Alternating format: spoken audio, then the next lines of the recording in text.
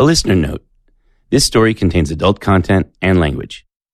If you're listening to this podcast, you might want to go back and start at episode 1. This is a story being told in chronological order. Therefore, you might miss some details or context that are pretty important to the story. From Exclave Media, this is The Sicario Effect. I'm Jonathan Branstein. Se busca a Pablo Escobar. Recompensa 2,700. Con John Jairo Velázquez Vázquez. ¿Usted por qué se entrega de nuevo a la justicia? Porque no le debo nada a la justicia. A Colombian hired killer known as Popeye has been released from prison. Hola guerreras y guerreros, yo soy su amigo John Jairo Velázquez Vázquez, conocido como Popeye. Alias Popeye, mi señora. Yo soy John Jairo Velázquez Vázquez Popeye, la Episode 6, Class Project.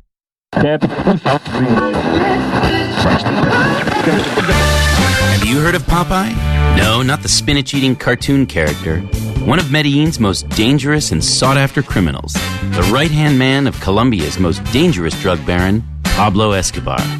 Meet Popeye firsthand and relive the days of bloodshed and cruelty of the Narcos in the war-torn days of Colombia in the 1980s. Why go on any old Pablo Escobar tour run by people who got their information from books or newspapers when you can be told the real story by Pablo's main hitman himself? The boss of the hitmen was put behind bars for terrorism, drug trafficking, conspiracy, and murder.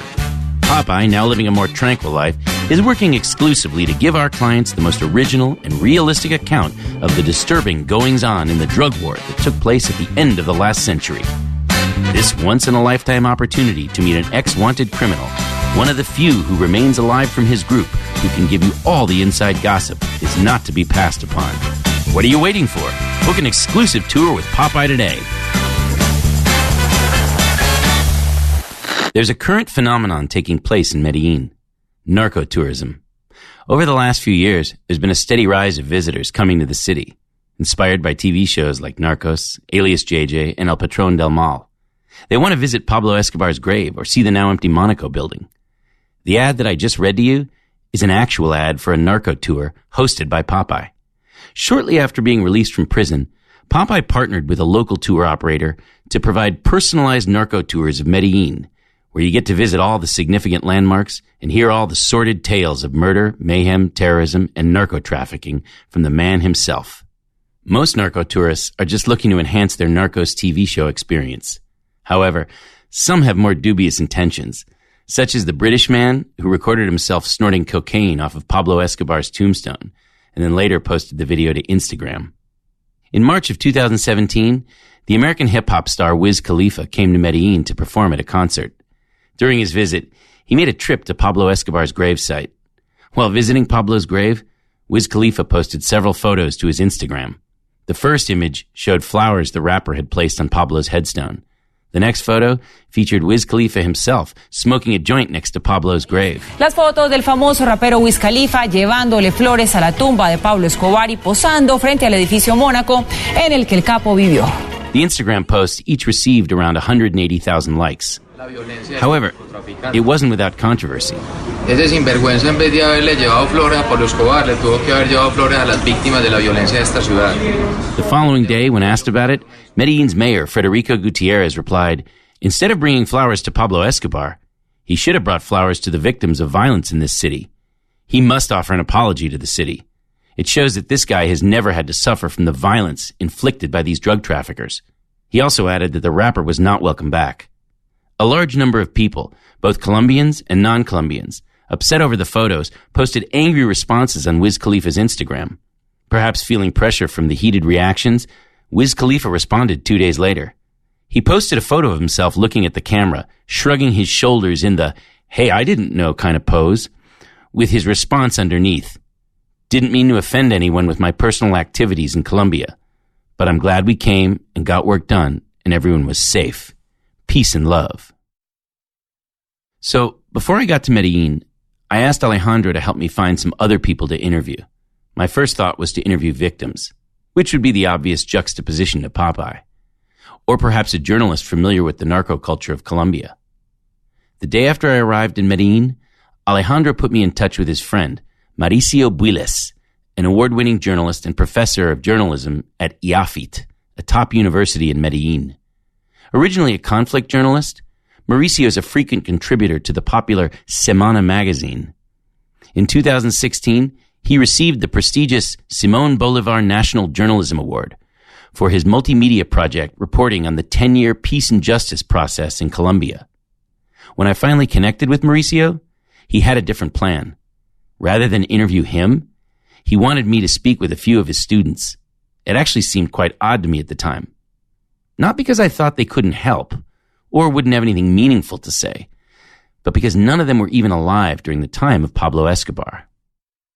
In early 2017, Mauricio was hired as a local producer and translator for a Russian TV news crew that had come to Medellin to do a story on Popeye. Mauricio spent 5 days with Pablo's ex-sicario while he was being interviewed for a Russian television program. The crew filmed Popeye in front of various narco landmarks, such as Pablo's grave and the Monaco apartment building. Mauricio found it difficult to watch Popeye take selfies with fans and tell stories of assassinations from places where people had been killed and tortured, and now being visited by throngs of narco-tourists. For him, there was something missing in all of the stories. After his experience with Popeye, Mauricio had an idea. He wanted to tell the B-side of the story. Stories that aren't included in a typical narco tour of Medellin. The stories of the victims. He took the idea to his classroom and gave his students an unusual assignment: to create their own narco tour. Only one that would be available to all and live on the internet. An online multimedia portal called the Narcotour Project. After successfully securing the URL narcotour.co, he tasked his students with visiting all the major sites, the same ones visited by most narco tours. But instead of telling the stories as they are often told, through the lens of Pablo Escobar, to do it through the voices of victims. Using a variety of methods, including video, audio, photography, and traditional articles, Mauricio instructed his students to reconstruct the narrative about each landmark. His students fanned out across Medellin and began talking to victims. They even went beyond Medellin to the capital, Bogota, a place which also suffered tremendous violence during the narco days. The stories moved the students. From the Narcotour Project, this is Jose Mario Diaz Perez, the brother of Maria Helena Diaz. Estando tipo 12 del día en el centro donde yo trabajaba. It was around noon. I was at work. Someone ran in and said, a judge was murdered. I immediately called Manuel, and we realized that the judge was our sister. Y mi mamá oyó la balacera porque mi mamá vivía a 2 cuadras. Y ella yo, ¿a quién mataría? My mother heard the shooting because she lived 2 blocks away. She thought that someone was murdered, but she never thought that it had been her daughter. I said, Mom, look what life is. And she said, every child they take from me is like ripping off a part of my body. Pasa en su tumba, pero murió cumpliendo con su deber como nos enseñó mi papá. But she died fulfilling her duty. As my dad taught us, you must die for what you fight for. She knew that they would kill her, but that didn't make her give up her job. It gave her more strength, and for that reason, she died. Mauricio put me in touch with 3 of his students, Juliana Uribe, Carolina Restrepo, and Angie Rivera. Here's Juliana Uribe. Okay, the project started last semester. It was a classroom project for a subject, Periodismo Político Internacional, that in English would be like international journalism. Uh-huh. So our professor Mauricio wanted us to, not of Pablo Escobar, but of all the people who suffer because of Pablo Escobar. People get to know the story because of the series like Narcos, or here in Colombia they also do a lot of soap operas of Pablo Escobar, but they don't talk about all the things that many people have to suffer. We wanted to give them voice to talk of what happened to them. So we wanted to tell the other side of the story, the side of the victims. So it's to tell that yes, it was Pablo, but there were also people that suffered a lot, and a country that suffered a lot because of Pablo. So you need to know both sides of the story. This is Carolina Restrepo. We have to think about what we are going to do for our final project. And for some part of the semester, we didn't know. Then one day he came to the class and he told us like, okay guys, I know what we are going to do. Angie Rivera wasn't able to meet in person, so we spoke on the phone. Her husband, Steven Molina, translated for her. I think that a partir de ese argumento, from that argument, all the person want to enforce what Pablo Escobar was. And from that point, narcotour begins. Because we wanted to stop that mentality in the people of talking just about Pablo, what he did, what he was. We wanted to talk from the perspective that people suffer from him. You know, here in Medellin, there are a lot of narcotours, like, tours about Pablo Escobar's life and all the places that he went through, he lived life. Oscar Zuluaga, brother of Gustavo Zuluaga. Mi nombre es Oscar Zuluaga. Me tocó vivir la terrible época de Pablo Escobar. Mi hermano Gustavo. My name is Oscar Zuluaga. I had to live the terrible times of Pablo Escobar. My brother, Gustavo Zuluaga Serna, was a magistrate. And being a magistrate, the Medellin cartel ordered his death. Yo estaba almorzando con unos amigos en el centro en un restaurante y me llama Diana, mi hija, y me dice, papi, una mala noticia. ¿Y qué pasó? I was having lunch with some friends in a restaurant downtown when Diana, my daughter, calls me and says, Daddy, I have bad news. I said, what happened? Daddy, someone just called me. They killed your brother Gustavo. I just said, for God's sake. Yo dejé el almuercito servido. Mis amigos te acompañamos y yo no quise. Yo salí corriendo, volado, desesperado. I left the lunch as it was served and ran out desperately. And then I see that horrible picture. Mi hermano tirado ahí sobre el lado izquierdo con la cabeza. My God, my brother lying there on the left side with his head shattered. They emptied a 9mm pistol on him. I just said, sons of bitches, God will punish you. Diosito bendito los habrá de castigar. Eso siempre se demoró bastantico, con mucho miedo, sin deseos de escarbar mucho. ¿Quién había hecho eso? That was delayed with much fear. We didn't want to search a lot about who did it, because if you start, they will kill you too. Gente que mataron, las viudas que dejaron, eso es aterrador. Yo les diría que se fijaran primero que todo. The people killed, the widows they left. That's frightening. I would tell them to look at the immense evil that they caused to so many people in Colombia. That is all I can tell you about the life of my little brother, who was a wonderful person and an exemplary father who fulfilled all his duties. Thank you very much. Cumplidor de su deber. Total. Muchas gracias.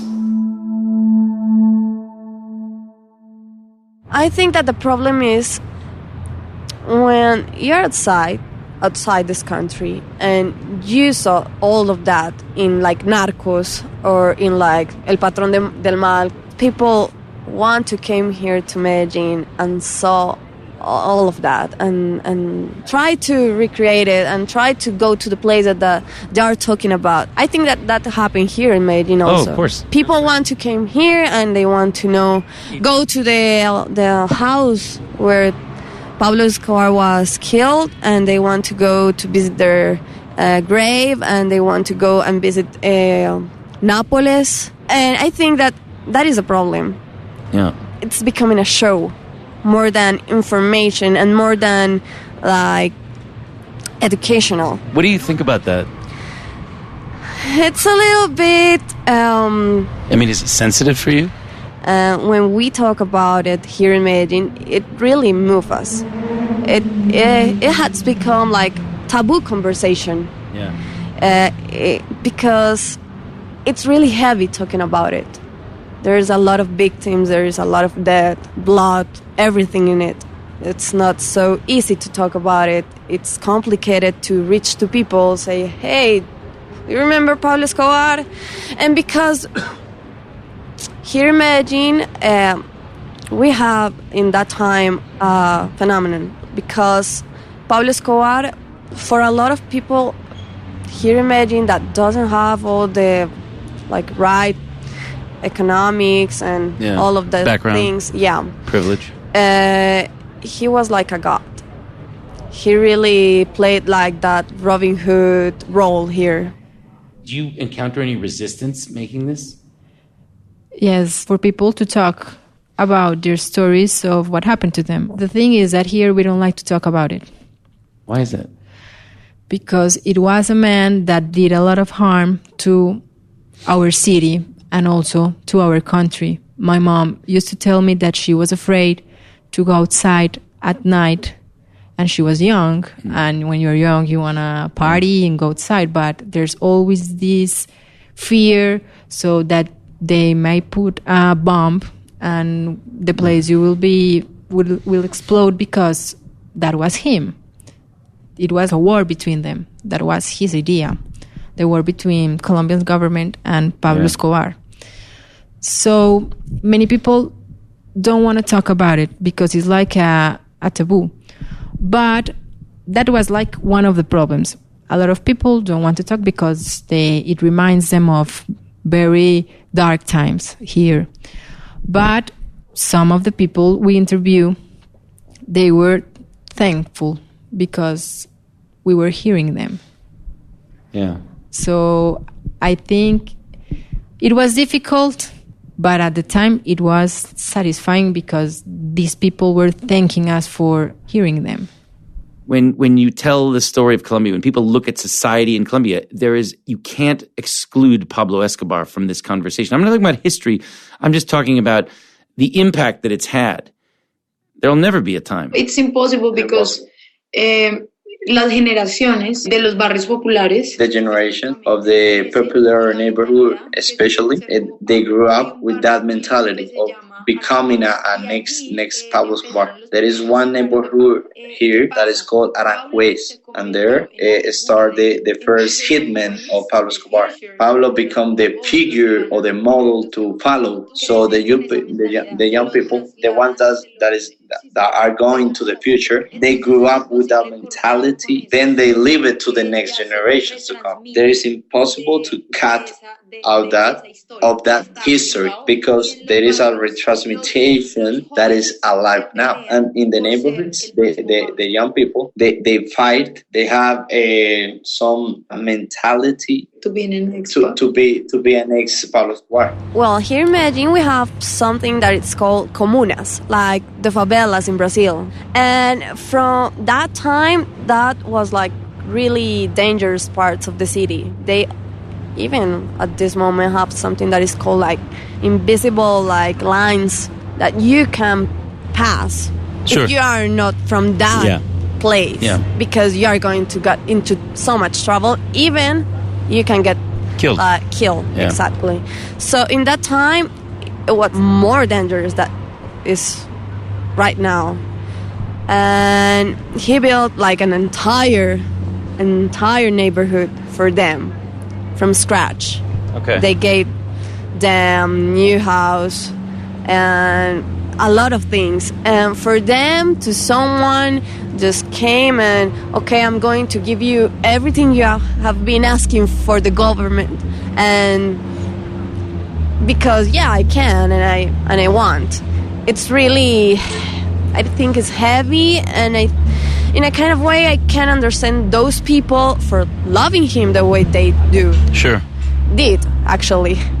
And I understand that. I just, I do understand it.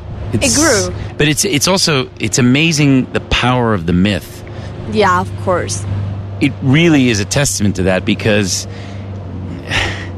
I mean, what do they feel about what he did to the country, though? That's the part that I don't understand. Here's the thing. They didn't know what he was doing. How? There are poor people. They don't have all the...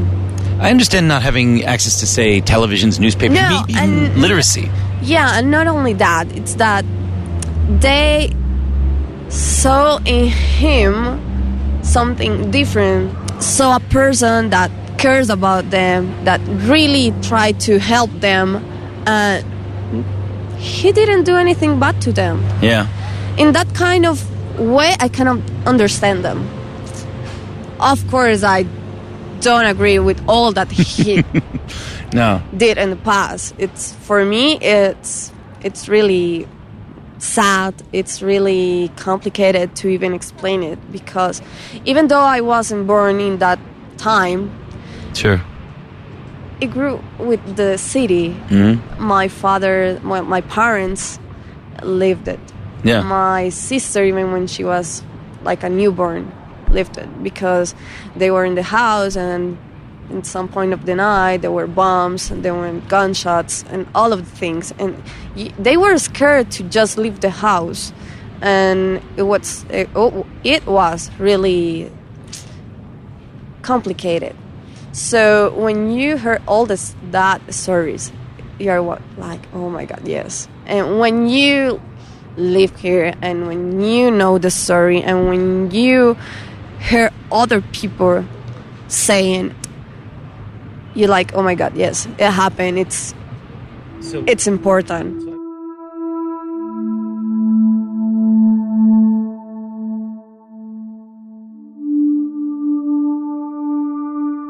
This is Jose Mario Diaz Perez, the brother of Maria Helena Diaz.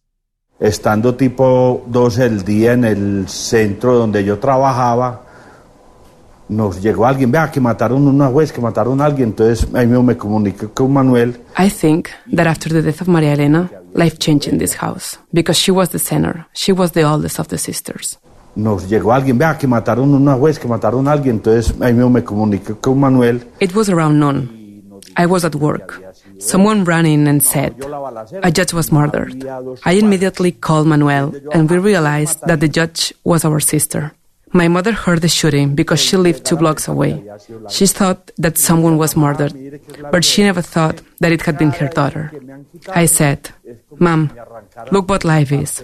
And she said, every child they take from me is like ripping off a part of my body. Pasa en su tumba, pero murió cumpliendo con su deber, como nos enseñó mi papá. Peace in her grave, but she died fulfilling her duty. As my dad taught us, you must die for what you fight for. She knew that they would kill her, but that didn't make her give up her job. It gave her more strength, and for that reason, she died. Is there anything else you wanted to add?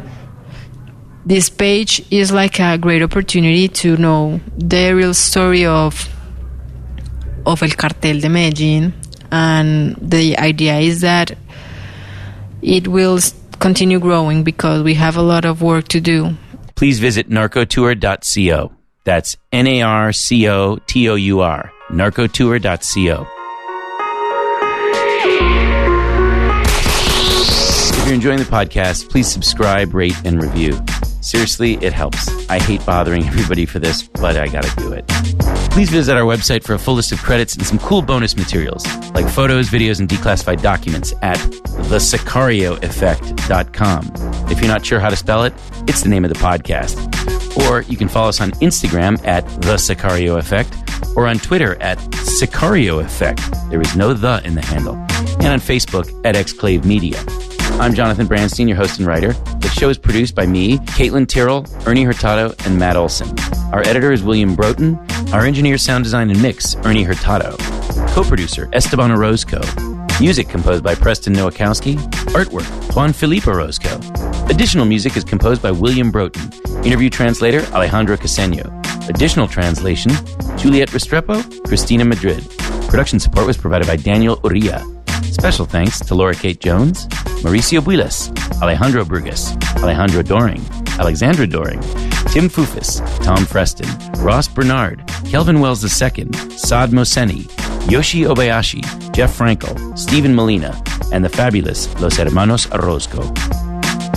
Additional thanks to the Museo Casa de la Memoria in Medellin, the Ronald Reagan Presidential Library, the George Bush Presidential Library and Museum, Michael Pinckney, Mary Finch, Iafit Medellin, Luisa Garces. Also, please visit the Narcotour project at narcotour.co. That's narcotour.co. This podcast is dedicated to the memory of Guillermo Cano, Anthony Bourdain, and Larry Bresner.